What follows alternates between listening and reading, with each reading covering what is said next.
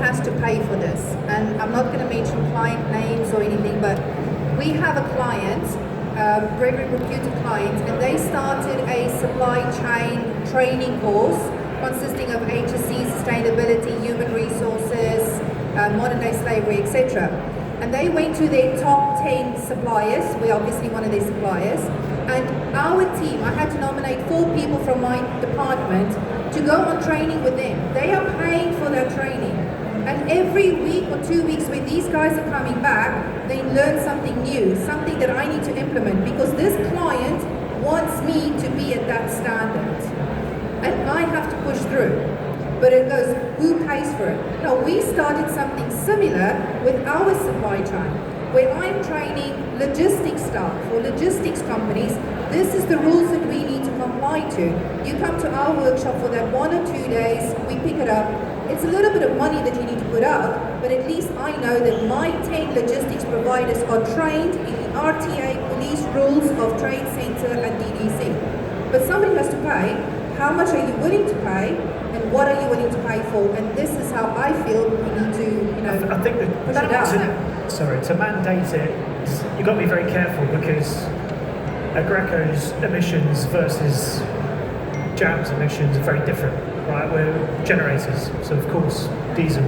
So to mandate it, I think it's such a task that all of our heads together probably couldn't figure out. But what we'd want to start seeing happening is measuring as companies, and maybe there's a third party that could come and do this, is measuring where are you now and where can you get to, and how, the tangible steps to doing that, because sustainability is so broad. Like, we have batteries, and we'll often get asked, well, how did the battery get to the site on a truck that was powered by diesel?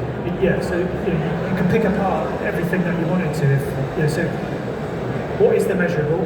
What is the goal? And until you've figured that out, it's an open-ended conversation. There are companies that are doing that, but then one of the things we're also not discussing as well is, where is the return on investment in this? We're talking about what it costs, but what is the return on investment? We all know there is a tick box with big companies and big government organizations that we don't need to mention at the moment, but ultimately, if you have sustainable practices, if you're doing your ESG scoring, if you're looking at your carbon footprint mapping, then automatically, if you're neck to neck on a creative tender, then if you have that box ticked and somebody else doesn't, there's your return on investment. If you start looking at sustainable business practices, if you start looking at utilizing sustainable resources and actually do an audit of how are you using your energy, what are you doing, there is a return on investment, because you can start saving. Do you not think we just need a mindset switch as well? Because all we're doing is looking at blockers instead of talking again about solutions and how we can move forward and where we can get our return on investment. I think that's part of it, and I think part of it is, it's so broad, it's so individual for everybody, because literally these 4 businesses here are so different in every single way. So then surely it comes back to collectively how, and I suppose this is that never-ending sort of spiral of, it comes back to just do your best, and it's kind of like a bit wishy-washy, a bit empty, we're just doing our best, we're on this journey. But it's really difficult, it's really challenging. I'm willing to have a conversation with anybody on physical, tangible ROI, okay? An example, so we run an accommodation facility, we have over 200 plus employees that we need to house for the events industry throughout the year. Now, those who work in manpower or facilities, when they go for a shower, the shower runs and they forget to switch it off, right? That's money down the drain, that's water. We actively started to measure water consumption in the facilities, and we realized, hey, you're using a lot of water. We invested in push button showers. They were angry the first month, but I'm happy. Water and electricity bill is down, water consumption is down. They are still clean because now they have to wash it. They remember, we have to push the button to get the water going. So it's time. That is a sustainable solution. I reduce my water, reduce my electricity, and I have a better output. The money that I save, I can invest in something else. Exactly. Maybe have different bedding, different curtains. It's a continuous growth. You need to start somewhere. And it is different for every business line. So that came back to financials. So the driver was the P&L, the bottom line, as opposed to the sustainability. So how do you get to a point where they're not linked? They will always be linked. But it's how you see it and what are you willing to invest in? I can pay 100 dirhams a month, water as an example, or I can pay 5 dirhams for my push button and now my water consumption is 20 dirhams per month. Looking at a 5-year period, a 6-year period. Average investment is done over 5 years. Do your P&L, run your NPV and see where it goes.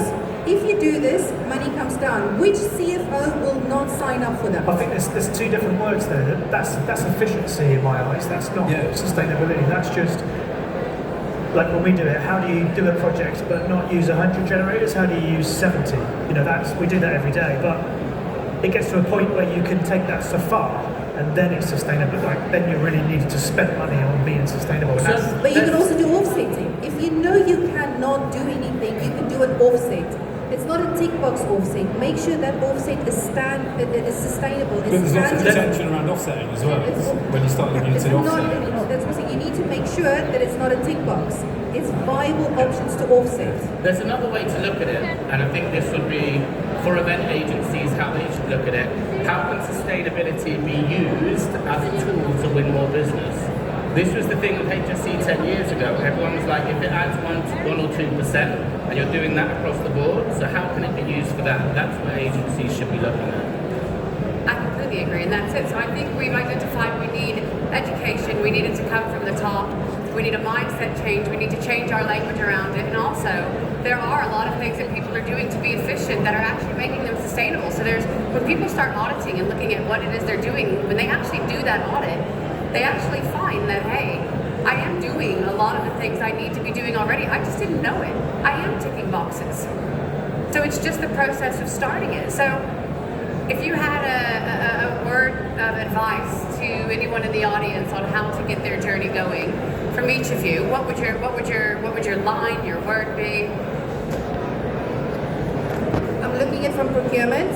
Pick a topic, pick a category, a product, pick something. If it's cars, if it's graphics, if it's manpower, pick one topic and look at what you can do that is sustainable in that topic. Just pick one and give yourself 3 months or 4 months. When you're done with that, move on to the next one. Pick one. Do the work.